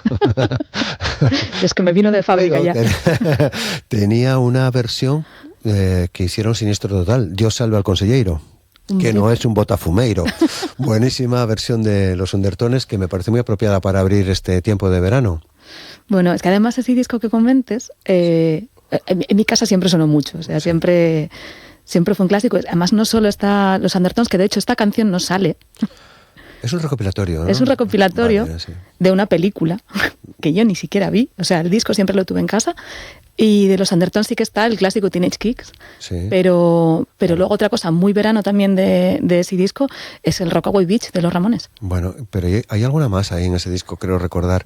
¿Está Ian Dury? Bueno, Ian Dury, fundamental en nuestras vidas. De Woodcocks también, Ujú. sí, ¿no? Sí, sí. Otro temazo, ¿no? Es que es imbatible ese disco. Totalmente. Bueno, hay avalancha de conciertos y festivales y me lo cuentas, Zaira, porque yo sé que estás trabajando en un proyecto de elaboración de una agenda, lo vamos a llamar así, ¿no? Hace tiempo que hiciste una serie de encuestas a mucha gente que sigue el tema de la música en general y estás dándole forma a una agenda, a ese proyecto que todavía no es público, pero que avanza, ¿no? Avanza porque bueno, también un poco, a ver, yo de formación y de profesión soy diseñadora de producto digital y también un poco por aprender a manejar un poco el tema de inteligencia artificial y todo esto, empecé a hacer una agenda exhaustiva de música en directo en Asturias, porque hay una cantidad de cosas increíble. Con muchísima diversidad de géneros musicales, o sea, lo mismo tenemos una temporada de ópera en Oviedo de referencia, que tenemos cosas surgiendo casi como champiñones en el rural, en cualquier estilo. Lo mismo da folk, que rock, que trap. O sea, es que da igual. Y me pareció una oportunidad guapa para poder poner en valor todo eso. Dar una visibilidad a esa cantidad de eventos que de momento eso, como voy todavía está en formación esto, empecé llamándolo la agendina, para mí, y ahora va llamándose la tira, porque el planteamiento que estoy haciendo es una tira, que tú vas haciendo scroll con esa agenda, y porque hay la tira de cosas. Claro.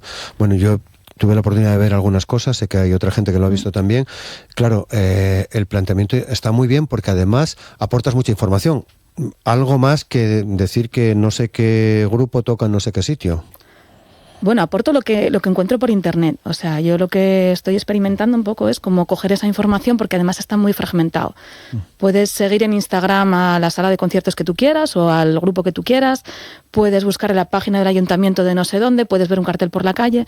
Entonces yo lo que estoy intentando es juntar todo eso. O sea, que yo tampoco estoy inventando nada, solo lo estoy juntando. Trabajo hay. Bueno, sí, no, limpiar datos. Bueno, si estuviese operativa hoy, ¿qué nos encontraríamos? Pues ahora mismo tenemos en marcha los conciertos de la Terraza del Botánico, que hoy está Blues and Decker, mañana está Inés de Lis y el domingo tenemos al gran José L. Santiago. Sí, gran día. Sí. Gran día. Gran día final. En el sitio además, has estado en alguno de los conciertos, pues ¿no? Nunca estuve. Bueno. Es que nunca me pilló estando aquí. Ahora que ya estoy aquí. Yo lo último que vi fue a Pájaro, ahí en el Botánico, que es un sitio maravilloso para conciertos. Sí. A ver, yo estuve en el Botánico varias veces, pero los conciertos no. Bueno, pues Blues and Decker, Inés de Lis, que yo no la conocía, gracias al enlace que me enviaste, que me gustó, ¿no? Está muy bien, esta chica. Sí. Sí. Y luego José de Santiago el 19, que es el domingo. Hay más cosines por en medio, está Maraya Gideco, está la Orquesta Mendoza, creo. O sea, todos estos días, toda esta semana está viendo... He visto un cartel por ahí, o sea, que se puede buscar. Sí.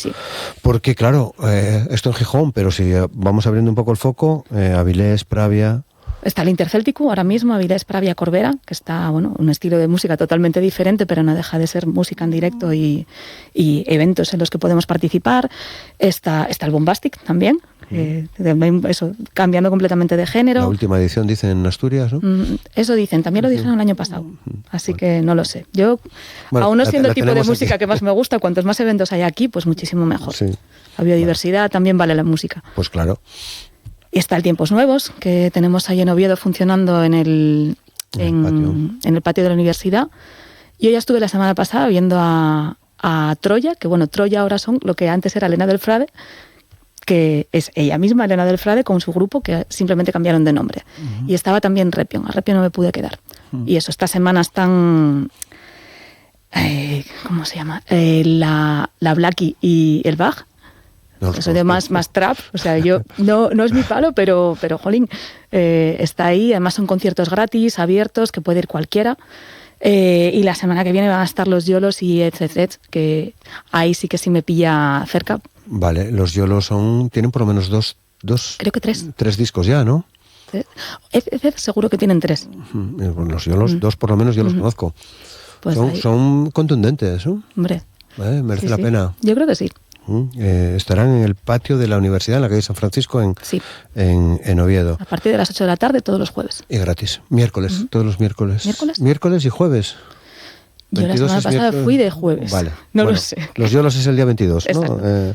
Los yolos en tiempos nuevos. Coincide también con el Euroyeye. Coincide, bueno, sí, porque ¿no? Sí, el Euroyeye es a partir del 22 o el 23 ya. Y a mí el Euroyeye, a mí lo que me mola es que tienes también muchos espacios en Gijón donde puedes disfrutar de la música gratis. O sea, van a estar los bingobongos en el Paseo Begoña, está Marza Jaque y Julián Maeso en la Plaza Mayor. Lo mismo, conciertos gratis, o sea, que son un lujazo. Y van a estar Guau y los Arts tocando ahí por los Sonics, en el Albéniz. Eso promete. Tiene bastante buena pinta. Yo creo que ya estuvieron más veces, ¿no? Sí, Guau y los Arts por aquí ya estuvieron en Asturias veces. Seguro. Sí. No sé si coincidiendo con el Euroyeye. Mucha querencia por el garaje aquí. Pero la última vez que yo vi a Julián Maeso, creo que fue en el Euroyeye también, con unos japoneses, que no recuerdo ahora, una orquesta buenísima de Sul. Se me fue su nombre. Creo que tocó Julián Maeso con ellos, al que tengo un poco perdido, no sé mucho de su vida últimamente, de su trabajo musical, a pesar de que tenía grandes discos, ¿no? Y pasó por muy buenos grupos. Bueno, pues un momento para actualizar, para estar viendo pendientes del Euroyeye, esa semana, que es la próxima semana, ¿no? La del 23 es la próxima semana. Próximo fin de semana. Bueno, Salinas, está mes, ¿no? el Surf Music and Friends, que ya lleva un montón de ediciones y bueno, lo mismo, ahí cerca de la playina, un poco de energía para el cuerpo, un poco de rock, siempre va bien. Claro, llega agosto, la primera referencia al Prestoso, ¿no? La primera referencia al Prestoso, por supuesto, porque ya son creo que 12 ediciones del Prestoso y ya es una referencia aquí en Asturias. Este año además vuelve en Stand Still. Sí, yo con Stand Still tengo mis más y mis menos, pero no dejan de ser un grupo que a mucha gente fue muy importante durante un tiempo, y que vuelvan. Mucho. Claro, yo es que no, yo la voz de Rick Montefusco me cuesta. Me gustan mucho y en realidad solo tengo un disco de ellos, pero es una pasada de diseño. Sí, recuerdo.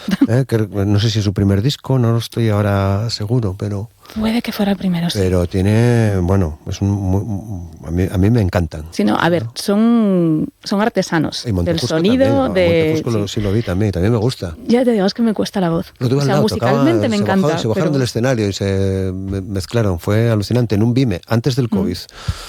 Pues para más años. Pero bueno, estarán en el Prestoso. Sí, van a estar ellos, va a estar Nadadora, va a estar Ferrega, va a estar El Matón Policía Motorizado. O sea, yo el Prestoso, independientemente del cartel, lo recomiendo siempre, porque además como lo que hacen de enseñar cangas, de que veas el Narcea, de que lo vivas, de que lo vivas, de que lo comas, de que lo bebas, de que lo disfrutes en general. Y a mí es un festival que me encanta. Vale, van a venir por aquí, creo que no sé si la semana que viene o esta, ya no recuerdo, pero bueno, estarán un día con nosotros hablándonos del festival. Gijón. Bueno, Gijón... Cartelazo este año para Gijón, ¿no? Algunas cosas, ¿no? Bueno, todos los años hay algo. Todos los años cae algo. Sí. Es el que no sé si fue el año pasado o hace 2 años, que nos quedamos sin Thurston Moore. Pero bueno, si el señor se pone malo, no va a venir. No, exactamente. ¿Pero este año? A ver, yo personalmente, como siempre tuve la idea por ellos, vienen en Conde Bunimen y ahí voy a estar, seguro. Voy a estar el día 7 en Poniente. Gratis. 7 de agosto, sí, gratis. El día 5, creo, va a estar Nacho Vegas también, ahí jugando en casa. O sea que seguramente me pase por allí también. Y un poco antes, el 25 de julio, va a haber un homenaje a Igor Medio y a Carlos Redondo. Que van a participar un montón de grupos. Va a estar Jan de Cubel, va a estar Felpeyo, por supuesto, va a estar Radio Fox haciendo ahí versiones de Los Locos, y van a estar Cactus Jack. Bueno, Radio Fox se juntan, por lo tanto, una vez más para esto. Muy buenos músicos con un repertorio fabuloso, el de Los Locos. El de Los Locos, no tiene fallo. No. Y Cactus Jack. Cactus Jack, sí. Yo me quedé sin poder ir a 2 o 3 años que tocaron en el Tizón y no pude ir. Javier Rodríguez. Hombre, sí. Sí, sí. Esta semana hablamos de él. Esta semana no, la semana pasada hablamos de Javier Rodríguez, porque en la Escuela de Arte van a tener... Por fin.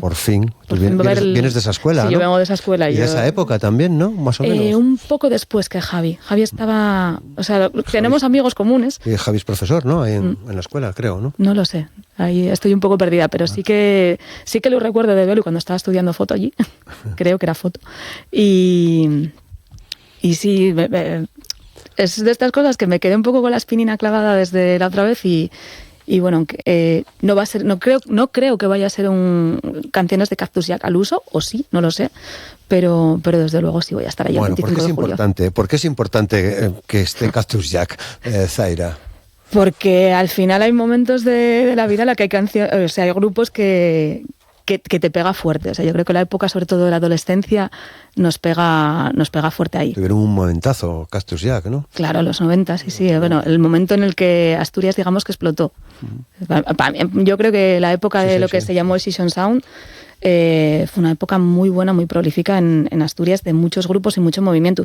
Pero bueno, ahora también está habiendo muchísimo movimiento. Tenemos el día 1 de agosto en el Pozo San José el Cimatario Fuexo Fest, el ¿cómo era? CFR Fest, sí. Que va a estar ahí, pues parte de... Realidad asturiana extrema. Sí, sabía que te iba a gustar esto. Sí, mucho. Sí, no, va a estar ahí eso. Bueno, la gente de Cimatario, que son ahí un movimiento que está agitando un poco la Visperu, va a estar ahí Daga, va a estar ahí Cachito Turulo, ahí de un poco de referencia ahí de... Ernesto. Sí, va a estar Ernesto, sí. Va a estar Sofía, va a estar Polifeme, va a haber mucha cosa. Y uno de los que a mí me gustan mucho es From. Vale, vamos a escuchar a From, porque a mí también me gustan bastante. También me gusta.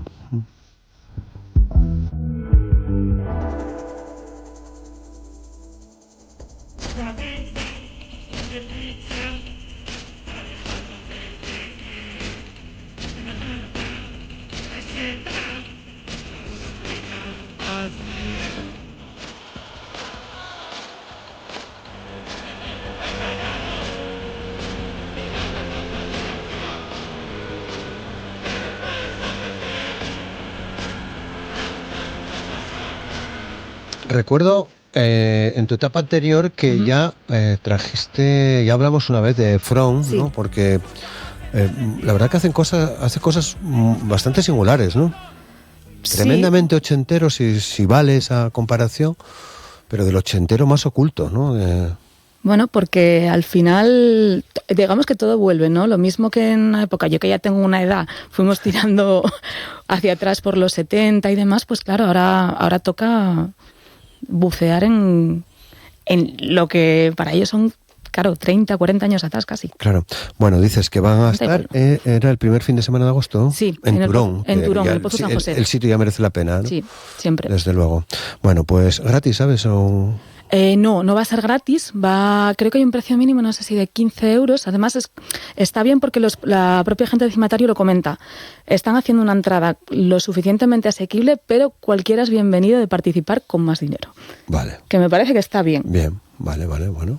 Pues lo apuntamos para 1 de agosto. 1 de agosto, creo que es sábado o domingo, no sé. Sábado. 1 de agosto en Turón, creo que sí, fin de semana, seguro. Sí. Vale. Bien, From.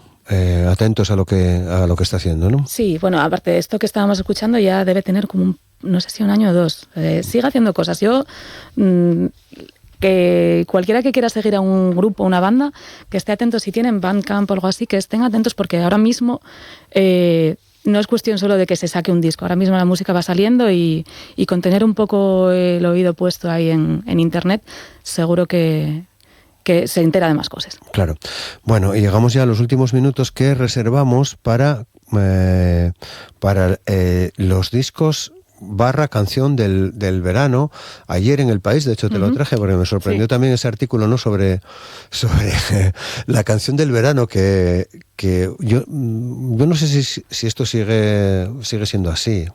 Yo creo que no, porque la industria ha cambiado tantísimo que tal cual como conocemos la canción del verano, creo que ya no se hace. Es decir, creo que ya no hay un Georgie Dan. ¿Sabes hay qué pasa? miles de Georgie Yo Dan creo ahora. que ahora, como hay tantísima nostalgia, al final la gente sigue volviendo a la canción del verano del Yo quiero bailar toda la noche de Sonia y Selena. Por ejemplo. Entonces vivimos en una canción del verano permanente Sí. que se retroalimenta y no deja espacio para que entre otra nueva, a lo mejor. Me parece el ejemplo correcto, ¿eh? Porque incluso en las fiestas más indies de lo indie, indie, suena Sonia y Selena. Es que define indie ahora. Bueno, claro, ahí vamos a otro tema, ¿no? Pero lo pensé porque en una de esas fiestas en las que coincidimos se puso esta canción Sí. y el auditorio bailamos como locos, porque en el fondo tenemos una banda sonora que construyen para nosotros. Bueno, y en el fondo, Y ahí en la forma, lo importante es esa pasarlo canción. bien siempre. Bueno, eso también, ¿no? Y ahí está esa canción, ¿no? Sí, porque al final, lo que hablábamos antes, es un poco el tiempo que te toca vivir. Y si es la canción que te tocó en el verano, pues... Y al final la radiofórmula, cuando funcionaba mucho más, te lo metía por la cabeza. Claro.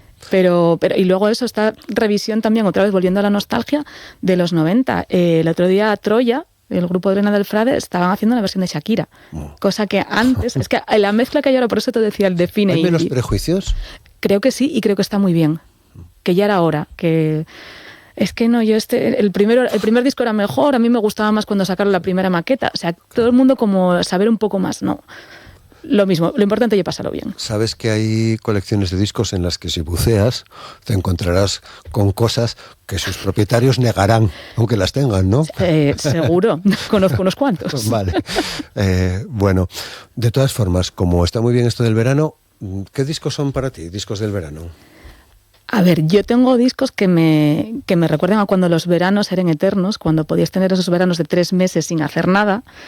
Y yo, bueno, yo sabéis que soy muy anglófila y muy americanófila. Entonces, a mí, por ejemplo, el primer disco de Pavement, el Slanted and Enchanted, de aquel Summer Babe, siempre va a ser verano para mí. O el Midnight Vultures de Beck, aquel que bailamos siempre y que se sigue bailando todavía.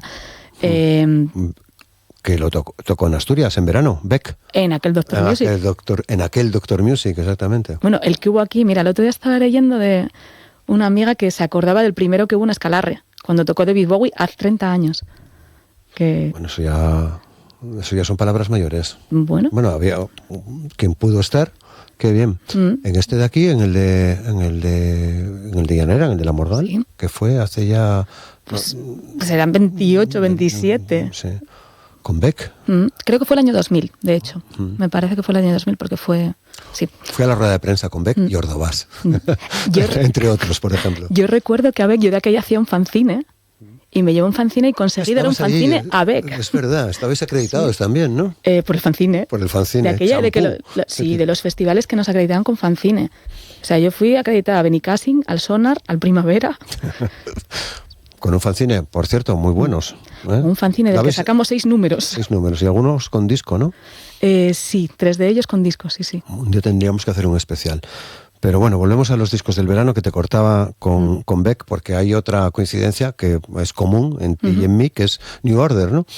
Porque New Order... A ver, en el verano hay que bailar y con New Order ahí entramos en el Balearic, que fue un género en sí mismo durante... Yo creo que finales de mediados de los 80, que viene precisamente de España, aunque lo popularizaron los ingleses, pero viene de Ibiza, el Balearic Beats. Y ahí New Order, en temas como Fine Time, son puro Balearic. Vale. Bueno, en esta lista que me mandabas sobre los discos del verano, figura uno que también el otro día lo estuve escuchando, por cierto, que es de Doctor Explosion, Vivir sin civilizar. Fundamental. Bueno, Surf and Shake, ahí. Sí, qué bien, ¿no? Sí, siempre. Con los asturianos. Y que llegué a él porque también me estuve viendo el documental en Inédit de Los Negativos, que se me pasó a comentarte, donde sale Jorge Explosión, por supuesto, opinando, ¿no? Y de una cosa a otra, ¿no? Por eso acabé en este disco el otro día. Y también pones, los Special, que me llamó la atención, ¿no? Me llamó la atención, porque es un disco que a mí me gusta. Para mí ese disco es el verano. El disco entero porque es que no hay fisuras en ese disco, no es perfecto para mí. Pero es que especialmente cómo empieza el disco con ese A Message to You, Rudy, es el verano, el estar de, bueno, ya llegó el calorín, ya no tenemos mucho que hacer y vamos a estar tranquilamente y pensar qué vamos a hacer hoy o no. Vale, pues nos vamos con esa canción, si te parece, Zaira. Sí. Como siempre, un placer, vuelve cuando Igualmente. quieras. Seguimos charlando cualquier día. Muchas gracias. Y disfruta del verano. Vosotros también. Pues con esta famosísima canción nos despedimos Asturias al Día en este lunes. Mañana estaremos aquí de nuevo. Disfrutemos, por tanto, de la música, del verano y del programa. Hasta mañana, gracias.